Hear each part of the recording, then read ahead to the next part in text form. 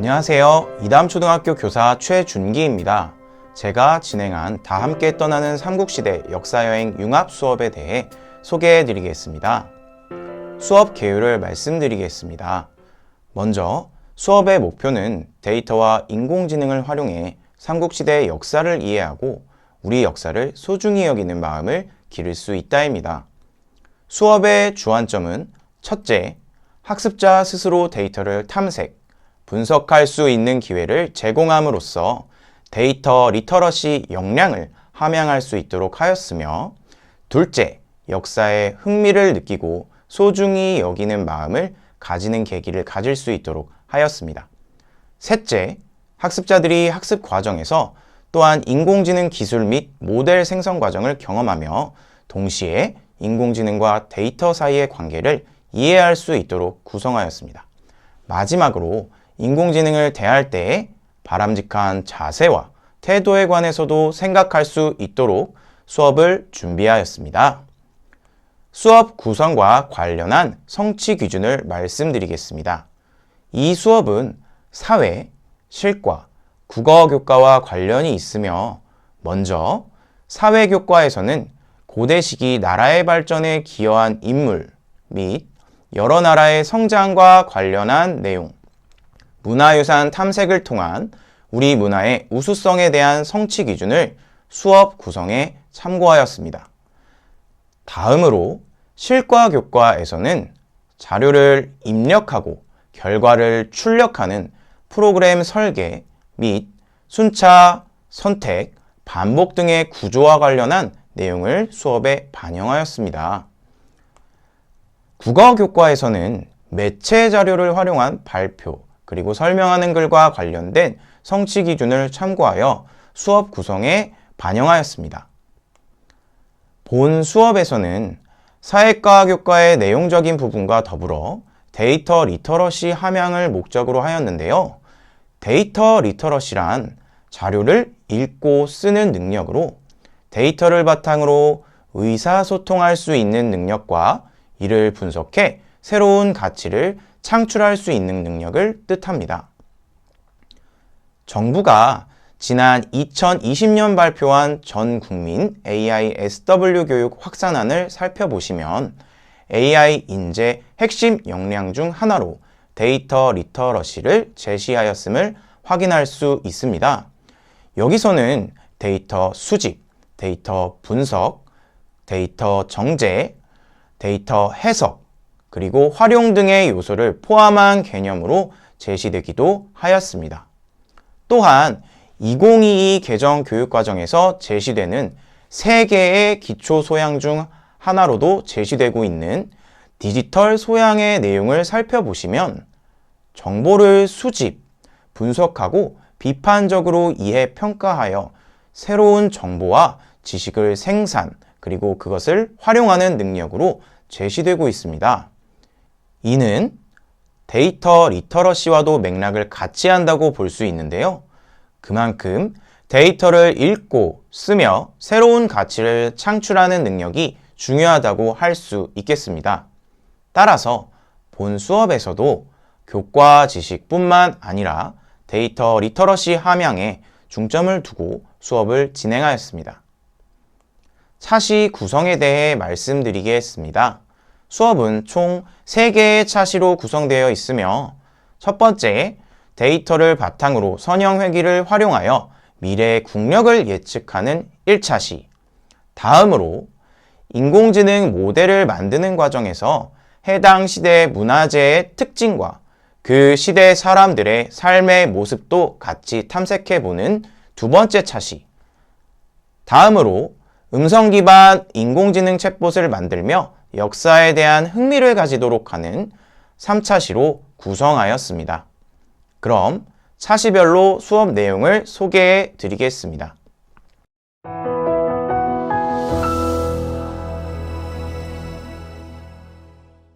1차시 학습 목표는 데이터를 바탕으로 삼국의 국력 변화를 분석하고 각 나라의 전성기를 찾을 수 있다이며, 국력 데이터를 가공하고 분석한 뒤 국력을 예측하는 3가지의 활동으로 구성하였습니다. 본 수업의 핵심은 학생들이 데이터의 분석 및 활용을 경험하고 인공지능과 데이터의 관계를 스스로 찾아내는 것이라 할 수 있겠습니다. 수업의 도입 부분에는 삼국의 전성기 지도를 제시하고 영토의 범위가 곧 국력을 나타냄을 파악할 수 있도록 안내한 뒤 한국사 데이터베이스 사이트에서 국력을 나타내는 또 다른 데이터는 없는지 찾아보기로 합니다. 한국사 데이터베이스에는 정말 다양한 역사 데이터가 있는데요. 본 수업에서는 주제별 연표 메뉴에서 전쟁 연표를 활용하였습니다. 첫 번째 활동에서 학생들은 4에서 6세기 삼국의 전쟁 기록을 숫자로 된 국력 데이터로 가공하는 활동을 하게 됩니다. 우선 전쟁 연표의 연도, 전쟁 국가, 결과 등의 내용이 있음을 확인한 뒤에 그 기록을 국력 점수로 가공합니다.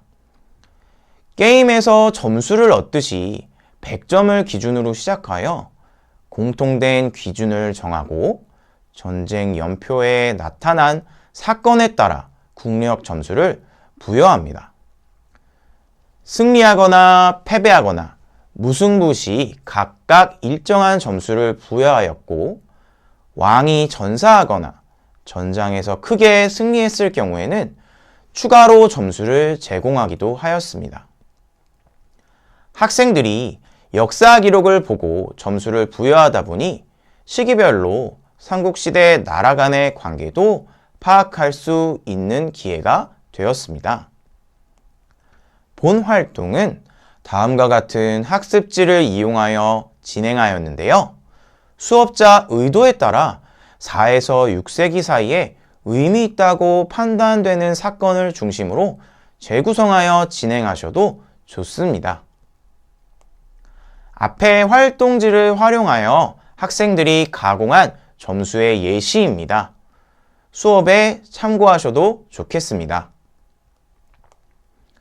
다음 활동에서는 엔트리에 데이터 분석 기능을 활용하여 국력 그래프를 그려보았습니다. 먼저 엔트리에 데이터 분석 메뉴에 들어가 테이블을 추가하고 정리한 국력 점수를 직접 입력하거나 준비한 엑셀 파일로 작성한 내용을 업로드하도록 합니다. 이후 차트 메뉴를 활용하여 국력 점수를 다음과 같은 꺾은 선 그래프로 표현해 봅니다. 2인 1조로 진행된 수업에서 그래프의 모양에 차이는 있었지만 대부분의 학생들이 역사의 흐름과 비슷하게 그래프를 그릴 수 있었습니다. 그래프를 바탕으로 각 나라의 국력 그래프가 가장 높았던 시기의 왕과 재위 기간을 찾아봄으로써 각 나라의 전성기에 대해 파악할 기회를 제공하였습니다. 추가로 이 시기 지도를 다시 살펴보면서 삼국이 한강 지역을 차지하고자 하였음을 인식하고 그 이유에 대해서도 이야기를 나눠보시면 더 좋은 수업이 되겠습니다. 마지막으로 입력한 데이터 테이블을 바탕으로 고구려, 백제, 신라의 6세기 이후 국력 변화를 예측해보는 활동을 진행하였습니다. 엔트리에 인공지능 메뉴로 들어가셔서 예측 숫자, 선형회귀 기능을 이용하면 입력된 데이터를 바탕으로 경향성을 파악할 수 있는 선형회귀 그래프를 그릴 수 있습니다. 선생님들께서 선형회귀라는 말과 개념이 어려워 걱정하실 수 있겠습니다만 학생들에게는 두 변수의 상관관계를 바탕으로 그려지는 선형회귀의 개념을 직접적으로 설명하기보다 단순히 데이터를 바탕으로 경향성을 예측한다고 안내하신 후 활동을 진행하여도 충분히 이해하고 참여하는 모습을 확인할 수 있었습니다. 앞에서 말씀드린 예측 숫자 선형회귀 메뉴로 들어오시면 다음과 같은 화면이 나타납니다. 모델의 이름을 입력하고 핵심 속성에는 연도, 클래스 속성으로는 예측할 나라의 국력을 선택하고 모델 학습하기를 클릭합니다. 모델이 학습되면 보여드리는 예시와 같은 결과가 출력되는데요. 사실 이 그래프를 활용하여 미래의 연도를 묻고 예상되는 국력 점수를 알려주는 엔트리 프로그램을 만드는 것도 가능하겠지만 본 수업은 어디까지나 교과 융합 수업으로 진행하였기 때문에 블록 코딩 작업은 진행하지 않고 화면과 같이 출력된 그래프 결과와 실제 역사를 비교해 보도록 하는 활동으로 진행하였습니다. 그리고 예측과 실제가 다른 부분이 있다면 그 이유는 무엇인지 한번 생각해 보도록 하여 학생들이 인공지능을 이용할 때 데이터에 따라 결과가 달라질 수 있음을 파악하는 기회를 제공하였습니다. 정리 단계에서는 4에서 6세기 삼국의 전성기에 대한 내용과 인공지능이 데이터를 기반으로 작동한다는 점을 짚어주고 수업을 마무리하였습니다.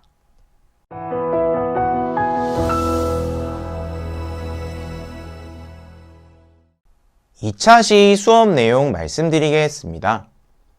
해당 시대의 문화재의 특징을 발견함으로써 역사에 대한 이해를 돕고자 한 차시로 수업의 목표는 문화재를 분류하는 인공지능 모델을 만들고 삼국시대와 통일신라 문화재의 특징을 발견할 수 있다입니다.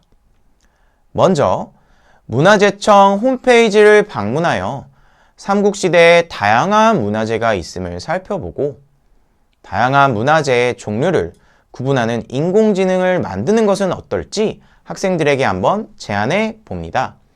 그리고 인공지능의 학습 방법 중 하나인 지도 학습에 대한 영상을 시청하고 인공지능에게 정답을 알려주는 학습을 진행할 것이라는 것을 학생들이 파악하도록 합니다. 학습 문제를 안내한 후에 첫 번째 활동에서는 국보 문화재를 데이터로 선정하고 엔트리에 인공지능 이미지 분류 모델을 만드는 활동을 시작합니다. 선생님들께서 학생들에게 문화재의 사진, 이름, 문화재의 정보가 적힌 문화재 카드와 활동지를 나눠줍니다. 문화재 카드는 교사가 문화재청에서 다운로드 받은 파일과 정보를 바탕으로 사전에 준비하시는 것을 추천합니다. 문화재 정보를 제공하는 이유는요, 문화재의 종류와 수가 굉장히 다양하고 처음 접하는 문화재 형태가 있을 수 있어 학생들이 분류하는 것에 어려움을 느낄 수도 있기 때문입니다. 따라서 문화재 카드에 해당 문화재에 대한 정보를 함께 제공해 주시는 것을 추천드립니다.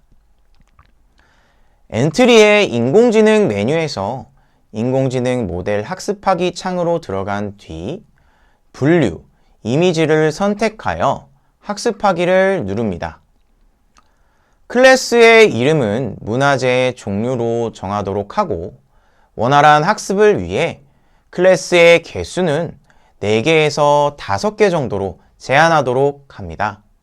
학생들은 모델 생성을 위한 문화재 분류 과정에서 각 클래스에 몇 개의 문화재가 있는지 파악하게 됩니다. 모델 생성 및 간단한 실습을 거친 후 삼국시대 문화재의 특징을 말해보도록 합니다.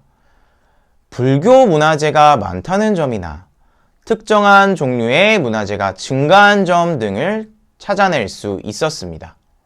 다음으로 미리 준비한 통일신라 문화재 카드를 이용해 데이터를 추가하고 클래스를 분류한 뒤 통일신라 문화재를 인식하는 이미지 인식 모델도 만들어 봅니다. 필요한 경우 클래스를 삭제, 수정하도록 하여 시대별 문화재의 차이도 자연스럽게 찾을 수 있도록 돕습니다. 활동 후 두 시대의 문화재의 공통점과 차이점을 정리합니다. 불교 문화재가 많다는 공통점을 찾거나 특정한 종류의 문화재가 급작스럽게 증가하였다는 점도 발견할 수 있었습니다. 보여드리는 사진은 작년까지 사용되던 국정사회교과서의 탐구활동의 내용인데요. 본 차시 활동을 통해 삼국시대 각 나라에 불교 문화재가 많았음을 실제로 확인할 수 있었습니다. 삼국에는 왜 불교 문화재가 많았는지, 이와 관련된 내용을 교과서와 연결하여 생각해 보도록 수업을 진행하였습니다. 이후 삼국시대 조상들의 삶의 모습을 정리해보고 수업을 마무리합니다.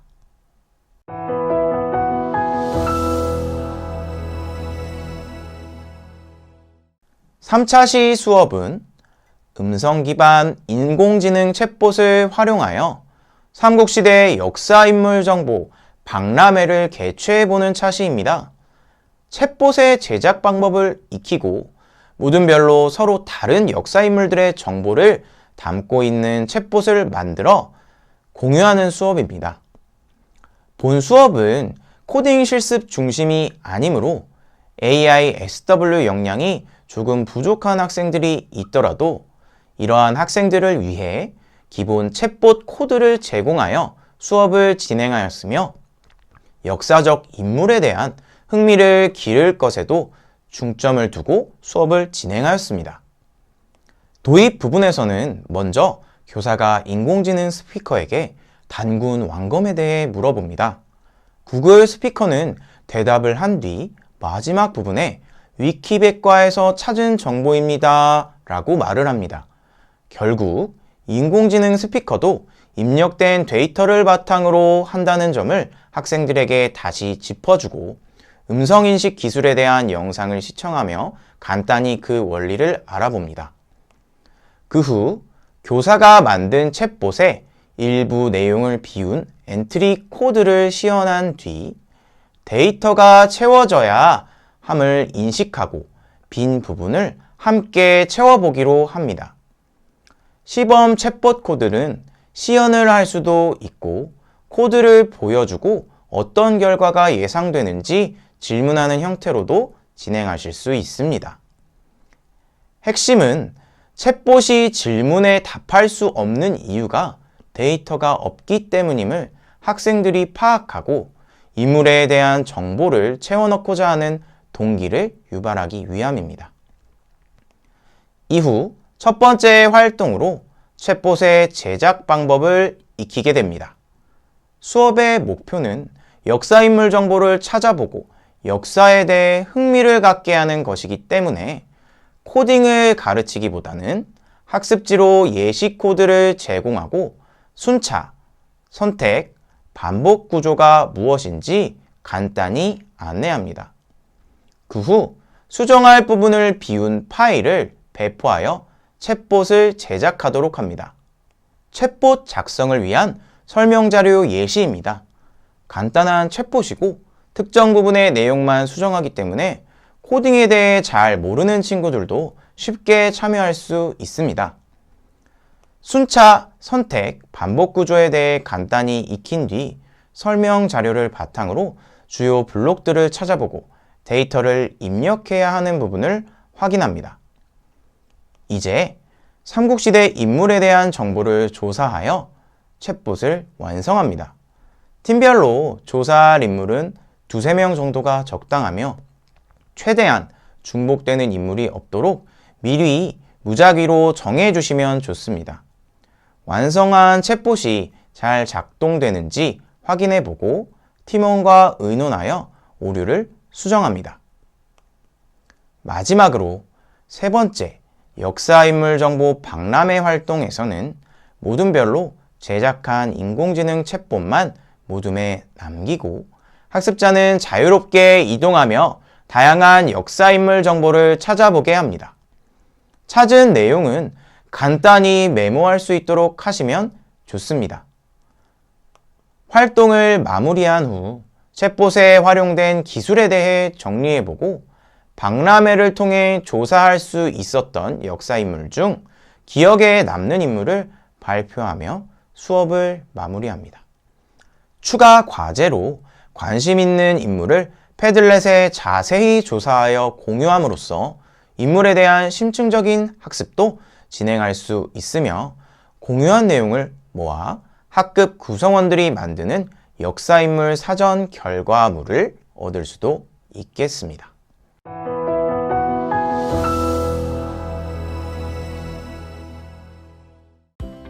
본 수업의 현장에서의 적용 방안은 다음과 같습니다. 5학년 2학기 사회 역사 부분, 국어 부분, 실과 교과에 재구성하여 적용이 가능합니다. 다만 인공지능 융합 수업의 경우 인공지능 도구 사용에 지나치게 매몰되지 않도록 주의하여 수업을 진행하여야 할 것입니다. 또한 꼭 해당 학년 교과가 아니더라도 본 수업에 활용된 여러 가지 활동들을 교육 현장 및 학습자 여건에 따라 변형하여 적용함으로써 교과 지식과 데이터 그리고 인공지능이 어우러지는 융합 수업을 진행하실 수 있을 것으로 기대됩니다. 이상 마치겠습니다. 감사합니다.